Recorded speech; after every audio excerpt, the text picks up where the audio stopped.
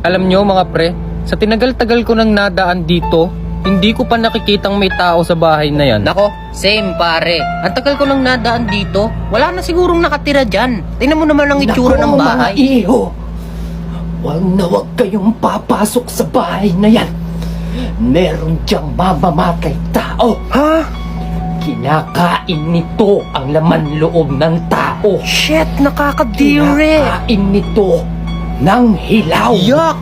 Nakakatakot! Wag kayong papasok dyan. Wag kayong papasok dyan. Wag kayong papasok dyan.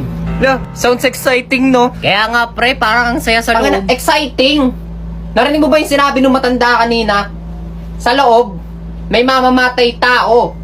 Ha? Kinakain yung laman loob ng tao. Tsaka tingnan nyo yung itsura niyan. Mukha bang safe dyan? Ano ka ba pre? Yung matandang yun, may pahid yun. Tsaka